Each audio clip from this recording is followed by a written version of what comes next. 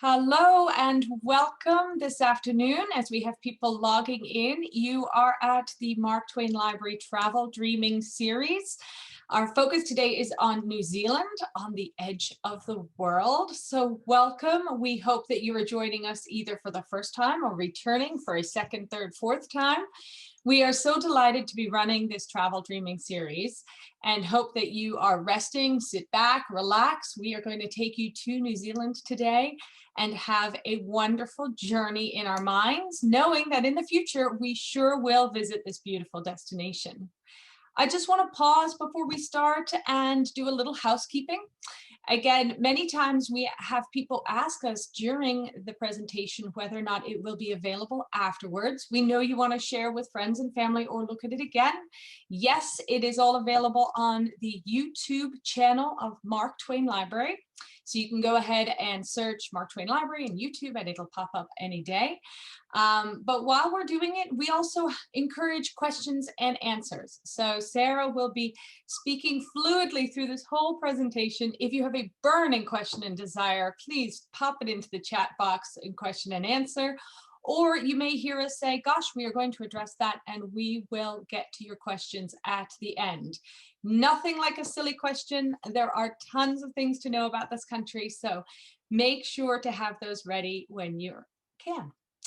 On another interesting note, I just want to make sure that everybody knows where that question and answer button is. So if you do see the Q&A, I'm going to throw out there a question today. If you are in Connecticut, like I am, it is foggy and rainy and really quite dull. But we have Sarah who is here in New Zealand. It is her morning, so I say good morning. But more importantly, has anyone been to New Zealand? Do we have people who have been to New Zealand before? You chop right in there. Any questions, any chats, let us know. Have you been to New Zealand? Oh, some people have returned. They have gone in 2013 and they are going to return. I think that is a very common thing that you hear. Tell us more. 3 times. Okay, so we've got some very experienced folks in the house. So we will certainly be interested in your perspective as well and always open to your questions. Perfect. Well, I know everybody can find the chat button, so I encourage you to use chat as well as open questions. And without further ado, I am going to begin and dive in. So as I mentioned, you're all here because the Mark Twain Library, in their genius of thinking of programming, thought about a travel dreaming series. We've been stuck at home for a long time. We know everybody wants to go somewhere new, and we are blessed to have some experts like Sarah on the call today who have time to fill us in on what we are missing. So whether or not we're dreaming in our minds or you're planning already, we want to make sure that you have all of those details, and we appreciate the Mark Twain Library for enabling this type of series to happen. My case is I am a member of the Mark Twain Library Adult Programming Committee. I am a volunteer, a local here in Reading, and I also happen to own a travel company. So all of the bridges aligned when we came up with these ideas, and I am delighted to say that I work with partners like Sarah all over the world to make sure that people's travel dreams become a reality. At the end of the day, that's my family. We go everywhere together, and you better know it that New Zealand is hot on their list. One thing that I get asked an awful lot is why my name is Fernleaf Travel, and I thought it was appropriate today to actually share with you. It has its roots, believe it or not, in very, very sacred Maori traditions. You know, there's something called the koru, which is basically like an unraveling spiral or a loop, and you will see the silver fern all over New Zealand. You will see it symbolically if anybody is a rugby fan. If you have seen any sort of symbols in New Zealand, the fern is one of the first and most prominent symbols that come up. But what it really means is there's a combination of series. The beginning of life, hope, that feeling that we are all going to get through something, but also a dichotomy of returning back to your origins. And so I have always come from a wandering type of folk, and that is where my name of my company came from. That is really what I truly believe in. And so today you are going to maybe one of my favorite places in the world. I'm delighted to say I've been several times, but plan to return with those kids in the future. But you're not here to talk to me today. You are certainly here to talk to the experts. And I just want to take a moment and introduce Sarah Farag. Sarah Farag works with a company called Southern Crossings.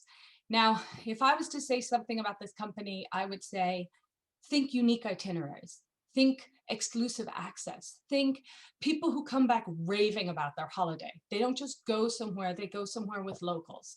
And Sarah is not only a contributor, she is listed by Condé Nast as one of the best in the world, what they call their A-listers. Travel and Leisure raves about her, but she is a person who grew up. She grew up in New Zealand. She's been there top to toe. She's traveled the world. She came back to a country she loves. And then she shares all of her little secrets. And I tell you, this woman has a black book. Whether you're looking for chefs or experts, they are out there. So we are delighted and truly honored to have her here today. And I will go ahead, stop sharing my screen and monitor the conversation, but turn it over to Sarah. Welcome, Sarah, all the way from New Zealand this morning. Look, thank you for that introduction. Yes, I am a very proud Kiwi, as we're known down here, named after our iconic flightless bird. I reside in Auckland and have lived here most of my life. Came across one too. Small disclosure, I was actually born in Melbourne, just over the ditch in Australia. However, I came here when I was 2, so I have no memory of that. I have lived in New Zealand for the rest of my life, and Southern Crossings is a bespoke travel company. We began in New Zealand 35 years ago and have opened an office in Australia 20 years ago. So for New Zealand, in that time, we have never repeated an itinerary. So it really is about knowing all about you and how you like to travel. And we partner with astute advisors like Angela, who tell us all of the we need to know. So getting on to a few logistics about New Zealand, it is known by the indigenous Maori people as Aotearoa, which simply translates to land of the long white cloud. And as you can see, we do hang long, and you'll often see beautiful white clouds just hanging over our mountain ranges. The Maori were the first people to settle here, and they came on canoes from Polynesia in around 1200 to 1300 AD. It was in fact not until 1642 that the Dutch explorer Abel Tasman came to New Zealand, and he first named it New Zealand at that time, and he came into the Nelson region, which is at the top of the South Island, very simply named North Island, South Island, although there are a myriad of islands all around the coastline. Much of our land has become a haven for film and television production, most of which are inspired by novels. And it's really the diversity of scenery in New Zealand that's so great that has formed that inspiration. And we've often been referred to as the world in a compact California-sized bite of land. So we do look kind of small on a map, but we are the size of the state of California.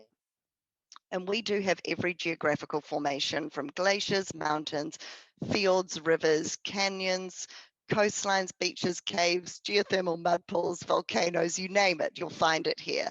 And it's this rich diversity of natural landscapes that has really formed that inspiration for writers and the backdrop for numerous films.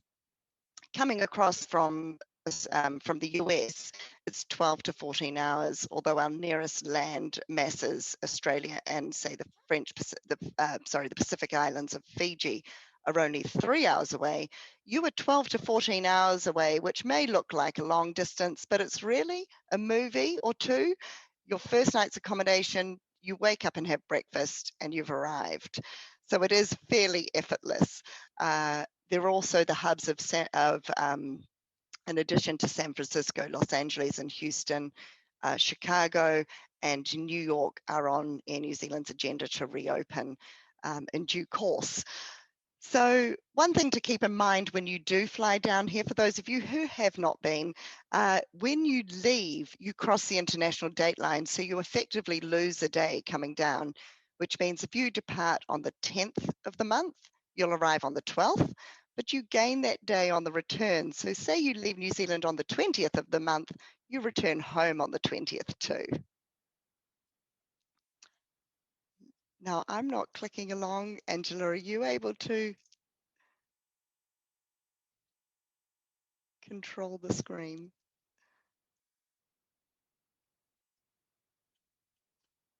Ah, there we go.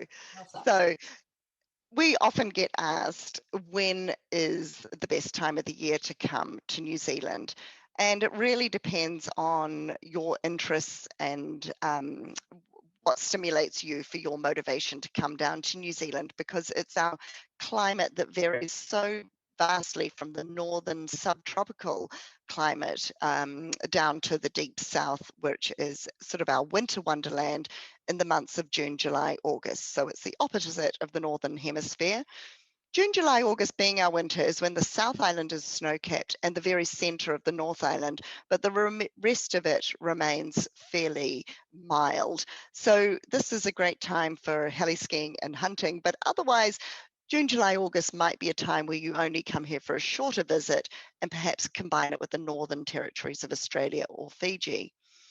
The rest of the year is really idyllic. Families tend to come over around December, January, February, peak summer months, because that allows you to enjoy festive, the holidays you get over Christmas and New Year. However, some of my favourite months are in fact dubbed the shoulder seasons, and that is our fall, which is March, April, May, when the weather is typically very late settled summer weather and lower rainfall. So it is really an idyllic time to come. And I say the crowds have disappeared, but when you think we've only got 5 million people spread out over the equivalent of Great Britain, it still takes a lot to crowd us. But also spring, September, October, November is possibly the most beautiful time of the year to be here. Garden lovers will adore this. The gardens are at their prime. The mountains are still snow-capped, and you've got those lush green fields with little baby lambs frolicking.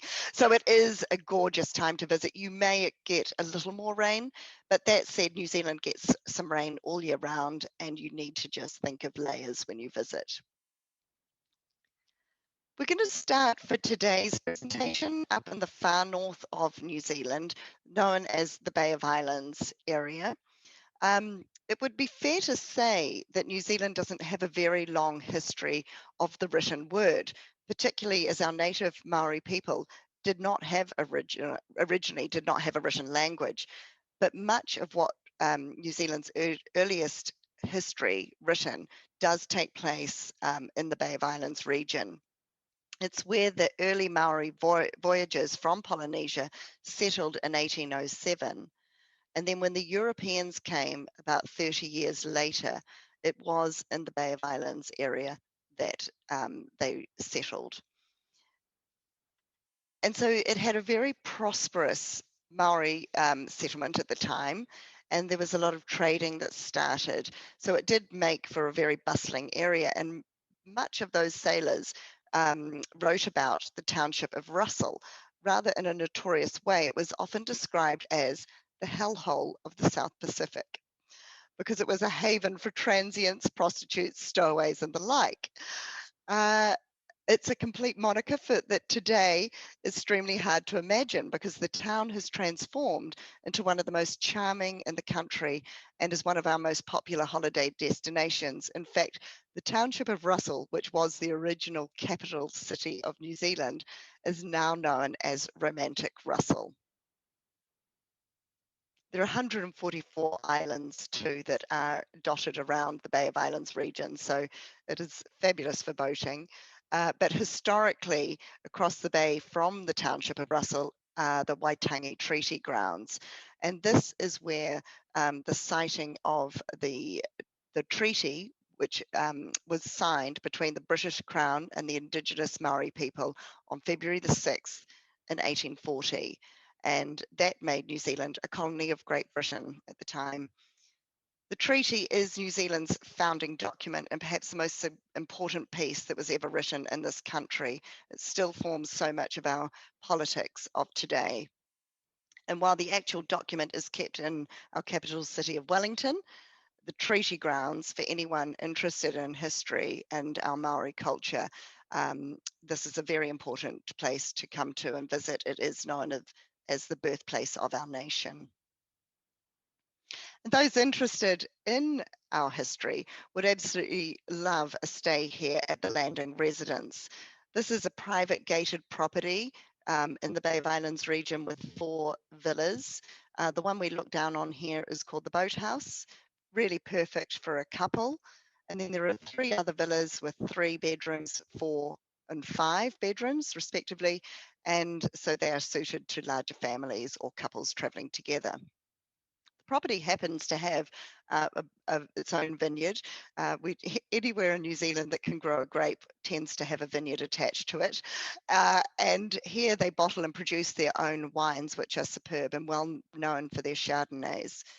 They also have, thanks to people like the owner here, Peter Cooper, have planted so much of our native bush back that they have restored kiwis now roam here freely in the wild. And the kiwi bird was at the brink of extinction because they are our flightless bird, and many of our birds are in fact flightless because before before European settlers came to our shores, there were no mammals apart from seals and one variety of bats. So they had no natural predators until Europeans brought stoats and rats and the 4-legged creatures that are not very favourable to a bird that can't fly. They can be seen here roaming in the wild, which is just wonderful. And so that in fact, one of the landing's original sites on the property is called Te Puna, which was one of the Maori settlers' first villages in this region. So it's very steep and rich in its history. From the historical Bay of Islands, we travel southeast, just southeast of Auckland, to the Coromandel region. And this is another popular destination for local holiday makers due to its long stretching coastline of beautiful bays and beaches and really wonderful waterways to just explore and lovely, charming seaside townships. Some of you, perhaps those of you with children, may recognise this spot, which is Cathedral Cove and features in the introduction of the film Narnia, The Lion, the Witch and the Wardrobe. Continuing our journey a little further south again, we come to what is probably New Zealand's most famous film site, Hobbiton. Featured, of course, in the Lord of the Rings and Hobbit trilogies. This is actually the only man-made movie set that still remains. The set can be visited on a 2-hour guided tour, and there are about 40 of these little hobbit holes scattered across the set, as well as the Green Dragon Inn, where you finish your tour with a pint of their very own craft beer.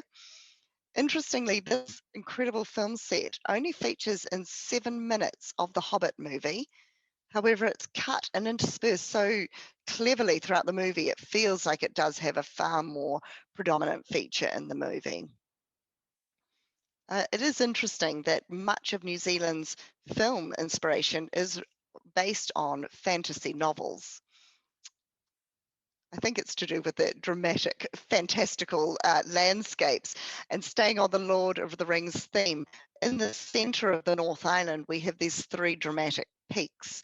And we're looking here at what most of you, if you're a Lord of the Rings fan, would identify as Mordor. However, it is Mount Narahoe to us. And this volcano is one of 3 that makes up the Tongariro National Park, which is New Zealand's oldest national park and also one of the world's few dual-listed UNESCO World Heritage Sites due to its unique volcanic formations and features and also Maori cultural and spiritual significance. It's home to the Tongariro Crossing, which is often named amongst one of the best one-day hikes in the world. It's also where the car chase scenes at the conclusion of The Hunt for the Wilderpeople were filmed. And The Hunt for the Wilderpeople is an offbeat comedy about a young Maori boy looking for his place in life after being churned up by the foster system. And it was written and directed by a New Zealander, Taika Waititi, who is fast making a name for himself in Hollywood. And I'd love to talk about his movie Jojo Rabbit, but apart from the fact that Taika is a New Zealander, it doesn't have much to do with New Zealand at all, but it's definitely worth a watch. But The Hunt for the Wilderpeter is a very charming movie, and it is studied by a lot of children, including my son, in their college years at school, in their English lessons. So it's quite an interesting one from a cultural perspective of New Zealand. And when staying in this region, you can live like a movie star at iconic Hooker Lodge, which is one of New Zealand's original fly fishing lodges. And that is really where our lodge story began. And it was based around rustic fly fishing lodges where people would dine communally in the evening and talk about their fishing days. And the Taupo region is famed for its fly fishing rivers. And today, Hooker Lodge is one of our most luxurious lodge properties and most iconic, and consistently rated amongst the top in the world.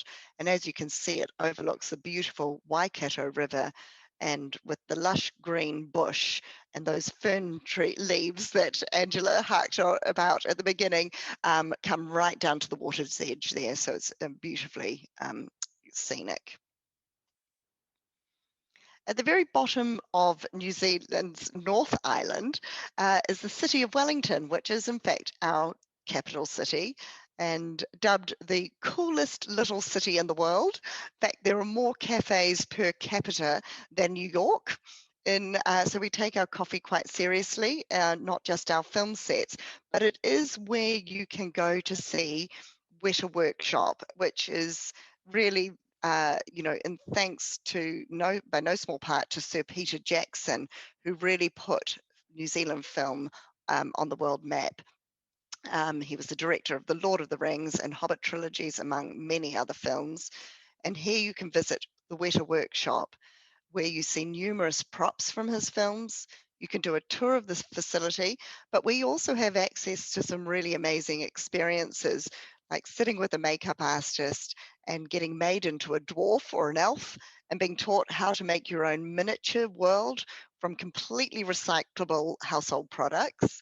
And just some of the other movies that were made from this workshop include Peter Pan, King Kong, District 9, The Lovely Bones, Avatar, Planet of the Apes, Thunderbirds, Mad Max, and Thor. Moving down to the South Island now, we stop first at Banks Peninsula, just outside of Christchurch, which is the largest city in the South Island. Banks Peninsula is South Island's most interesting volcanic feature, and originally an island formed by two volcanic cones. The peninsula has two dominant craters, which form Littleton and Akaroa harbours. And here the charming township of Akaroa has a little point of difference in that it was the only French settlement in New Zealand, about the same time that Captain James Cook came down. This was also the setting of a notorious murder that took place in 1954, in which two teenage girls, rumoured to have been lovers, murdered one of their mothers as they thought she was trying to separate them. A little grim, but the murder and revelations that came out during the trial spurned many books and movies, the most famous of which is Sir Peter Jackson's Heavenly Creatures. The peninsula is home to Annandale, which is a collection of 4 private villas on a large expanse of coastal farmland of working sheep and cattle farm. The 4 villas have their own unique style. 2 are just 1 bedroom. One I call a writer's studio, Shepherd's Cottage. It just looks like you would go there and write a novel. They have Seascape, which is also very well enjoyed by honeymoon couples. But this one we're looking at here is Scrubby Bay. It has 3 king suites and a lovely bunk room at the back. So it's a really fantastic and dramatic place to explore this coastal farm area with hiking and mountain biking trails, as well as getting onto the boat and exploring the region by water or by kayak. And it's really rich in its marine life. You can see the world's smallest and rarest Hector dolphin that reside here, as well as New Zealand fur seals and little blue penguins. So for nature lovers, it's quite diverse and interesting. From the Christchurch region, we travel further south towards the Queenstown area. And you have the choice of going here either via the west coast or via the inland scenic route. There is the mountain range of the Southern Alps, which forms the backbone of the South Island, which means you can't really cross. You should choose one route or the other, or do a loop, but you can't jump across that mountain range. So it does cause a divide, and if you make your choice to go via the left, I would say that if the Luminaries, a historic mystery novel by Eleanor Catton, which was set in the small township on the west coast of Wakatipu during the gold mining days, if that was appeal, you might select to go down via the west coast. The Luminaries is a very entertaining tale that even won Catton the Booker Prize for 2013. The great news is that very little has changed on the West Coast since the gold mining days, so you can really still feel and see that same experience. And it's covered in ancient rainforest that meets the coastline and has mountain peaks where glaciers have sea views. So that makes these glaciers on the side of the coast quite unique. So it is a wonderful place to either do scenic flights or in fact land on those glaciers for a guided heli hike. Or you can visit restored mining settlements. And of course, there are numerous beautiful little hiking trails all throughout this beautiful bush area. Those of you who choose the inland route won't be disappointed either. The scenery is very different to the west coast. It is more barren. So you have vast, barren, dry landscapes. Most of the rain settles on the west, and it doesn't often reach over the mountain range that you see there. And then there are, all these lovely glacier-fed bright blue lakes, which really contrast with the brown scenery around them. This happens to be looking at one of New Zealand's newest luxury lodges called the Lindis, and it's a lovely recent addition to our luxury lodge portfolio that scatters right across the country. Here in the main lodge, you have 5 suites, and then they have these 3 glass pods that are separate from the main lodge area. And the glass allows you to look out at those stars at night because it's situated on a location that borders the International Dark Sky Reserve. So for star observation in the evening, it's idyllic. It also happens to overlook one of New Zealand's best fly fishing rivers, in fact rated by National Geographic as one of the top 10 globally. And the larger than life scenery that you can see here recently doubled as China in the Disney movie Mulan. And then we come down to Queenstown, which is a very iconic settlement. It's actually steeped in gold mining history. A lot of the Chinese came here too way back in the day, all searching for gold. But it is very historic, but also a wonderful little alpine village that really has stemmed around skiing and tourism. So at the moment, they're waiting very much for those borders to reopen. Right here, we're looking across at Lake Wakatipu and from the shores of ICART's private hotel, which is centered right in the center of the Queenstown township. Queenstown borders the UNESCO World Heritage listed Fiordland National Park, which has been an inspiration for countless novels and even more film sites. And this township, Lake Wakatipu, is where Jane Campion's latest series was filmed, Top of the Lake.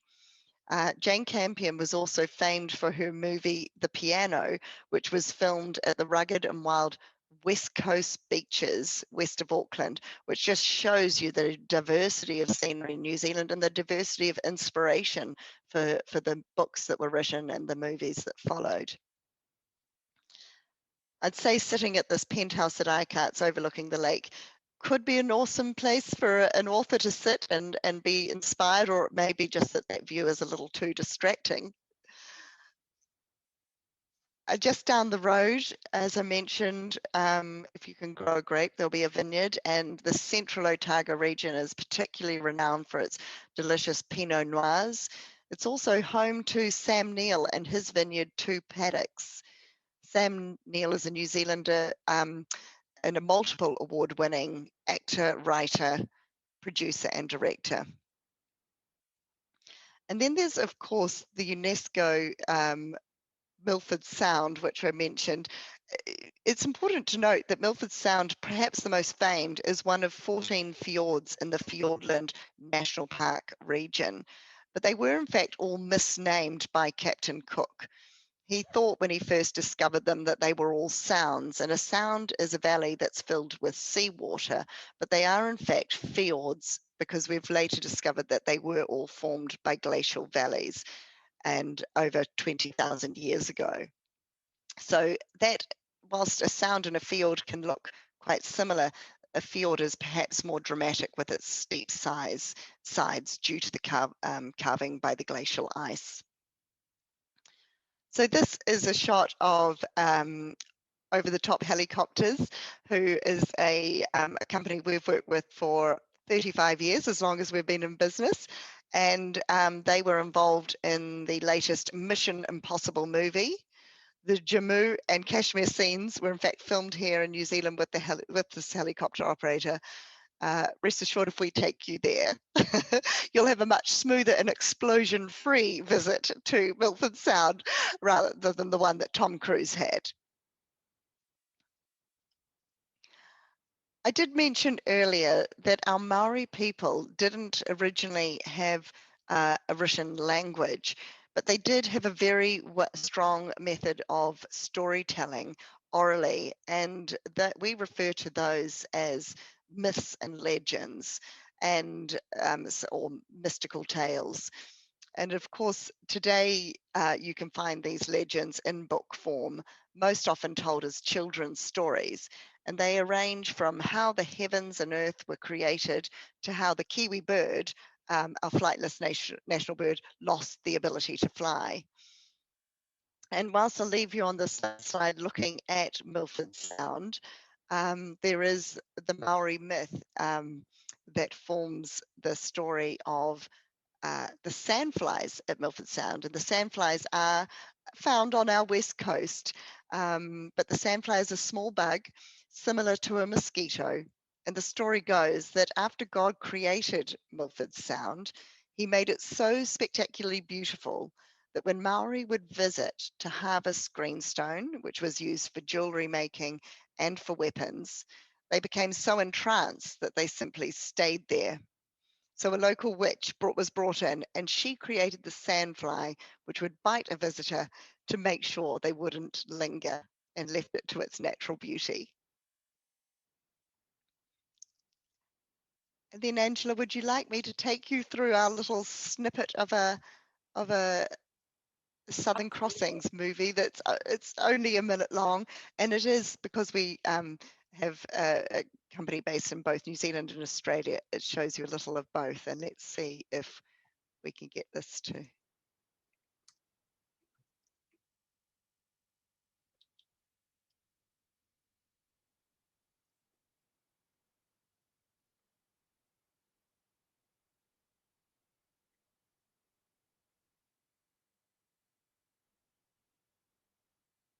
And as you're watching this amazing video, you may want to just type in any questions that you have. We're going to open them up shortly.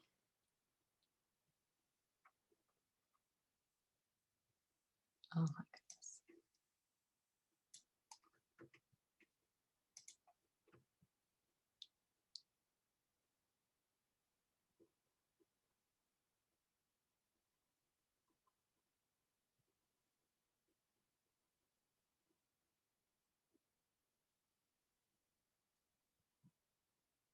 And Sarah, just as that's ending up, we've seen beautiful things from the North to the South Island.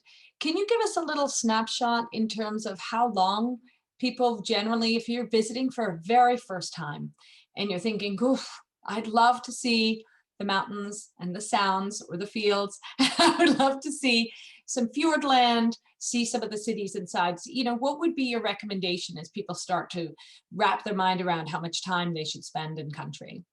That's a great question, and I think we're hoping that people may start to, with the movement of slower travel, perhaps from the situation we find ourselves in, take a little longer, because we do look like a very small destination, but as you can see, it's very rich and diverse in both landscapes and experiences. So you do want to give it the beauty of time. And we really think that 10 days, 12 days is a minimum, ideally 2 to 3 weeks to really get under the skin of the destination. A lot of the distances that we showed you today are only sort of 3 to maybe 4 hours apart, some only 2 hours drive apart. And it's visually very satisfying because within a 2 to 3 hour drive, the landscapes will change so much that you do have that wonderful visual rolling feast. And then there are a few other distances where you may take an internal flight to just expedite certain parts, where we'll touch on. We really like to make sure that an itinerary is not too repetitious in certain experiences, unless that's what you want. If you want coastline throughout, we can give that to you. But if you want to mix it up with some inland routes, we suggest occasionally taking a little flight. And our regional airlines are very simple. You check on, you put your luggage on, and you board, and there's no security. It's only our main cities that have even a security that you would go through. It's a very Yeah, and I simple. have to say, you know, even from top to bottom, we've talked about some neighbors and traveling to those countries. But if you're looking at New Zealand, it can be the most relaxing, restful journey, and it can be the most active, on the go journey that you want, and everything in between. You know, even looking at Fiordland National Park, I mean, 3 million acres. I mean, it's huge, massive parks that you really do want to get through and spend a little time. Now, a lot of people are wondering, especially Georgie, I'm just wondering if you have any insight on any of the protocols or the opportunities for people to travel. You know, are you looking well out into 2022? Are we looking 23? None of us in the travel industry have a crystal ball. So we will tell you what we'd like to see, but also what may be happening in this part of the world as well. Absolutely. And again, that crystal ball's been very murky because I've rubbed it several times and got it wrong over the last year. But what we can see now is that New Zealand has had a very an elimination policy when it's come to COVID, and that's not from a case of being smug at all. It's literally our isolation, that as you saw, we're a 3-hour flight from our closest neighbours, and our border's been firmly shut, and there are only 5 million people here, and we're very spread out in our way of living, no high density regions. So it is very much that we're looking conservatively as January 22 as the latest opening date that the government is aspiring to achieve. Our vaccine rolled out beginning of February. By July, it will have the remaining 2 million people, which is when people such as myself will have our hand up and it will be our turn, and they hope to achieve that conservatively by the end of the year. But as no one knows exactly what that time frame is, we're being conservative and suggesting booking now for 22. But we do recommend, because as much as we are small, we also, our population size means there's only so many places to stay in New Zealand. So we do recommend people plan well in advance if they can. And we're very flexible when working with people like yourselves about Yeah, how we do absolutely. that. And you know, just before we get to some really, really great questions, I often get asked if people are in country, and some of the folks who have traveled before may be able to jump in as well, but what are the more unique things that people tend to bring home from their experiences in New Zealand? Are there truly unique gifts or thoughts? And I have to say, being Irish, I just want you all to know that in Ireland, the vast majority of Irish woolen sweaters are made from merino wool from New Zealand. I just want to point out. But as we're talking about things to shop and bring home, tell us more about New Zealand. What should we be going Certainly. for?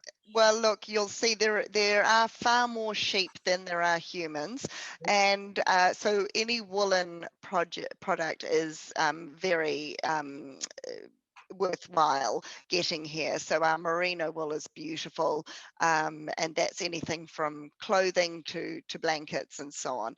So that's very popular, as are our wooden items, because as you see so much bush, and our kauri wood is a lovely soft wood, so that is often a popular product, and it's been made by a lot of carvings from Indigenous people, or more modern in an artistic way. Greenstone, if you are buying that, you may want to buy it for a partner, because it is in fact something that should be gifted, not bought for yourself, according to our Maori people. It is much better luck to receive it as a gift than it is to purchase it for yourself.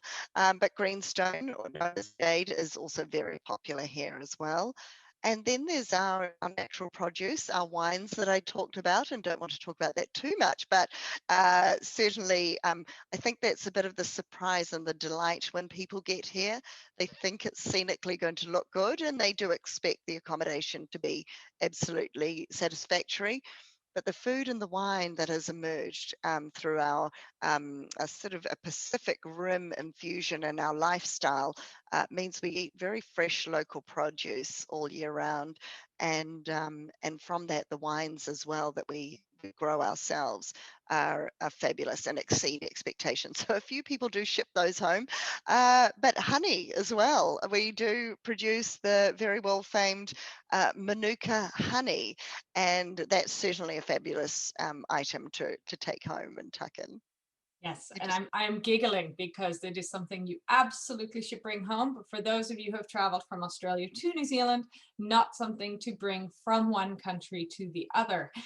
Very important rules and regulations, and that's what makes New Zealand so interesting and unique as well. They do everything possible to keep and sustain their beautiful land while welcoming people in droves from around the world. We do have some questions about transit. So really, really great questions. And so many people have loved traveling to New Zealand and said beautiful things. But there is a question about, on the way there or on the way back, if they wanted to do one more thing other than New Zealand, where to go. And I will just say, it depends where you're coming from in the United States. Many people decide to travel in a myriad of ways. So before I turn it over to Sarah, who knows much more about Fiji and Northern Australia and things like that. However, there are a lot of options for you out there, and exploring where it is in the United States you live is important first and foremost. But West Coasters, very often people stop over in the West Coast and then they take a flight over. People will go, and I'm starting from New York for everybody here, but people will go maybe New York and Hawaii and then go over to New Zealand. Or they will take the journey all the way to New Zealand and then have a Polynesian experience after that. Those are just a couple of ideas. Of course, it depends on how you like to travel, the pace that you like to travel, and how you think you'd be on a plane. I've done the flight directly from New York and actually found that the travel to Auckland was a cinch as compared to going to Australia, if anybody has had that experience. But what else am I missing, Sarah? I'm sure there's more. Oh, I suppose lastly, it's the time of the year and the seasonality. So Fiji, for example, combined with New Zealand, is lovely and idyllic. Fiji is more of an island experience, the beach and that sort of holiday, not necessarily just a stop and flop, but it is very much about a beach holiday resort. And you can have some wonderfully cultural experiences. And I must say, the Fijian people themselves are absolutely gorgeous, and when they smile and say bulla, they wrap their arms around you. I mean, it is very warm and welcoming. It's on this Fiji's on the same time zone as New Zealand, so that makes it very easy to combine with our country. But you want to think of the time of the year, so it's not a time of the year I would suggest to combine over December, January, February. That is in fact Fiji's off season, whilst it's New Zealand's peak. It tends to be the time of the year where it's a little more of that green season, and they get a few of those tropical cyclones coming through. But say from March, April onwards through our winter, it's absolutely beautiful and idyllic. So that can combine well. The same with French Polynesia from New Zealand. It's a very easy sort of 8-hour flight from New Zealand, but you do arrive at midnight and need that first night on the mainland before getting out to one of the islands. But we do often combine French Polynesia with New Zealand. And then, of course, Australia. But we do suggest you either have time to do it, or you might be adding on Australia as exploring New Zealand well, and then choosing a stopover destination over in Australia to go back and see something. If you're wanting to explore both destinations well, you really need a good month. That's absolutely So true. it's time. Yeah. And you know what's funny? Now that I've shared my screen, I can't see the chat whatsoever, which is terrible. So if there are any other chats or any other questions, raising hands or pop them in. Oh, here we go. Found it all again. Oh, lovely.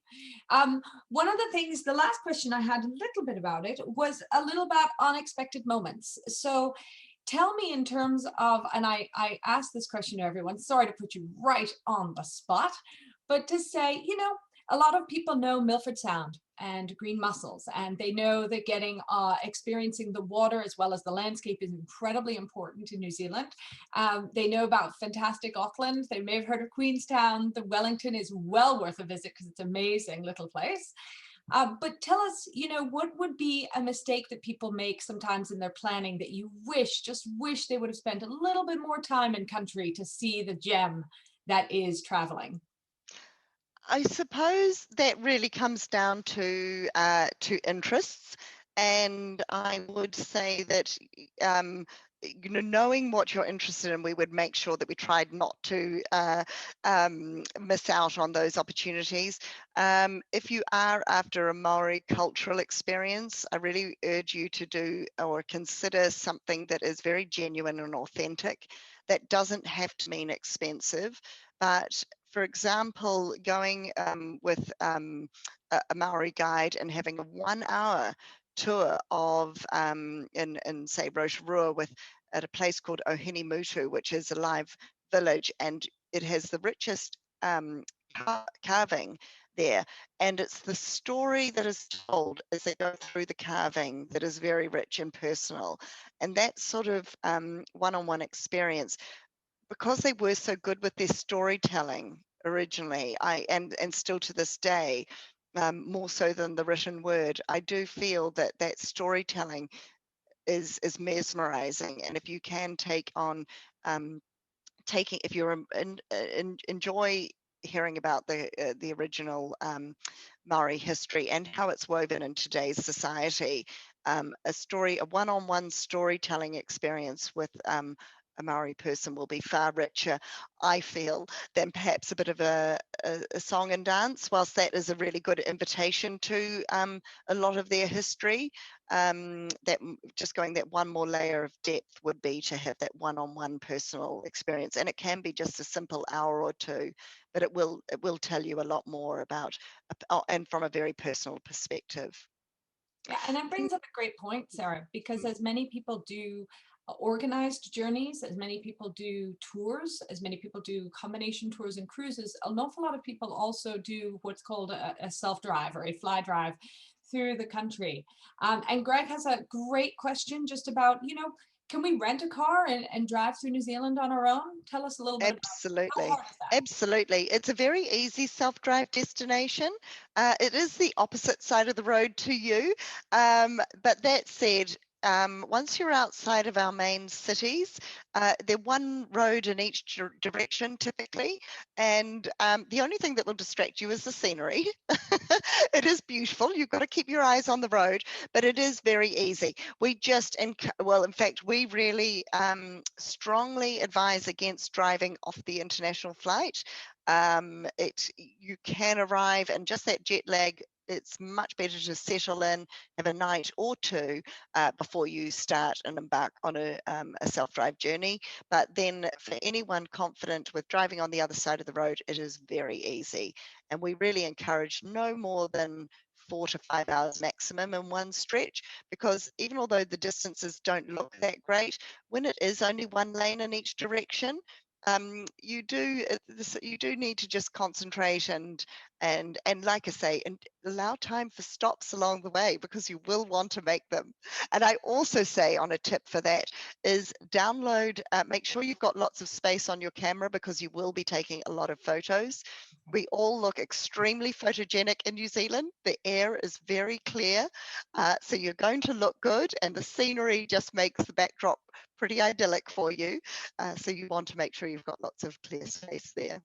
And I would also say, given I've been on the roads and many of those back roads, you don't always want to travel at night, especially if you don't know the area. The lights are not always as bright as they would No. be, certainly for us in the States on many of our roads. And likewise, making sure you have the right car insurance in the right car is really, really important as well. But, Yeah. your travel specialist can work with you, whoever you work with. I do think it's very important. Great question as well from Greg, just about country holiday times. Are there any big moments in New Zealand's year where opening restaurants or places might just close, or the whole country shuts down to have a big party? Tell Yeah. us about those times that people may want to go or they may wish to avoid. Well, the key holiday day that is actually observed is Christmas Day, and whether I mean, it has definitely stemmed from a religious point of view, but today it's just really heralded as a family day, much like your Thanksgiving. So that would be our the day where most restaurants, even although that's the peak of our summer season, many operators will not operate on Christmas Day. But we would factor that into the designing of your itinerary and make sure you are either at a place where we can pre-book the 1 or 2 places that might be open, or have you at a guest house or lodge for that time, so you don't need to worry about the fact that the rest of New Zealand might be at home with their families. So really, yes, and the America's Cup is a huge day of celebration, could almost have become a national holiday, but it's not a holiday at all.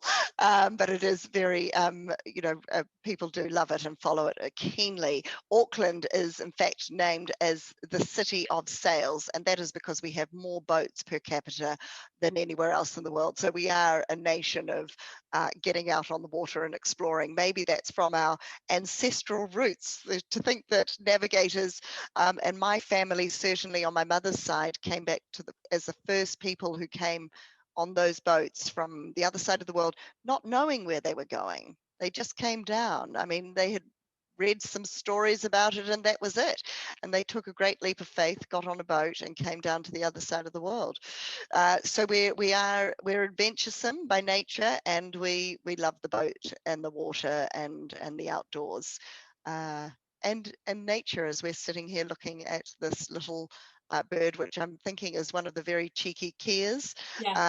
our mountain parrots, which are as naughty as anything. They're not particularly shy. In winter, you'll see them on ski fields all the time, but they also love getting onto the car parks, getting onto your cars, and they chew the little rubber around Oh dear. on your windscreen wipers and around the windscreen sometimes. So they've been a little pesky at those places.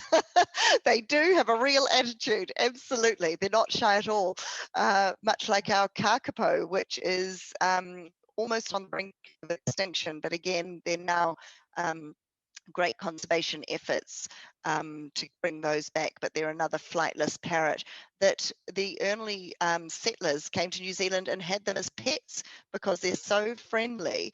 But their defense when they see a predator is to just stay stationary, which is not very defensive at all. So they just are very cute little birds. They're quite large, they're like a large parrot. But they can't fly, so they do need a lot of protection. Kathleen completely agrees with you. But Greg has another really good question, and that is that I had mentioned that people get out on the water quite often when they travel through New Zealand, and just in case of an excursion, can you describe a few things? I've heard people be out, half a day on Milford Sound. I've heard people take a full day excursion. What are some of the more popular excursions people should think about? Well, our waterways just become a playground. I mean, all of New Zealand is basically nature's playground. And New Zealanders, I mean, we created crazy sorts of sports like bungee jumping off bridges that you were just tied onto with a little cord, to fast jet boats that will take you up rivers and skirting along through incredibly diverse scenery, to kayaking and sailing. And as you've seen with the America's Cup, we're a sailing nation and leaders in our inventions around sailing. So we use the waterways as playground, diving, snorkeling, kayaking, but even in cruising. So you can be as adventurous or as sedate as you wish. It lends itself, and that's why it's a wonderful multi-gen destination, because those who are less active can just literally stay on board the boat and observe the scenery on a lake or on a river or on the sea. And those who wish to get more active can either have stand-up paddleboards, kayaks, they can go mountain biking along a shoreline and then meet up with a boat and join later. So there are ways that we mix up all of those diverse experiences for everyone. No, and you're spot on. And I have to say that one of the things that Southern Crossings does so beautifully is they also offer itinerary suggestions, even little glimpses of things that are out there, and digital guides and reading guides. And I know I have my contact details up here, but if you do need, reach out to us. We are more than happy to share those with you, because nope, you're not flying tomorrow, but you may be trying to think about what are the ways, what do I have to put behind, where am I thinking, am I budgeting? What do I need to do to make these experiences that are truly amazing? And all of the places that she has mentioned. I should say that a lot of the accommodations that you'll want to put on your list, even if you vary accommodations, between a big hotel to a small lodge, is that some of these lodges do truly book out by people all over the world. Whether you're flying in from Asia or you're flying in from America, or it's on your list from Europe, this is a destination where people truly come from the world to relax, to lose themselves, to go somewhere beyond their imagination or beyond what they thought was possible. And so if you need any more of those resources, we'd be more than happy to share that with you. But it is with that we are wrapping up our hour, and I can't thank you enough, Sarah. She has shared her morning with us, done incredible research. And I have to say, on behalf of the Mark Twain Library, I particularly love the idea of pulling in so many novels and movies. We have a movie theater group, so there's some movies in there that maybe we're going to even have to look about and look up more titles and pieces. But Sarah, that was amazing, and thank you very, very much. On behalf of the Mark Twain Library Adult Programming Committee, thank you to everyone for tuning in.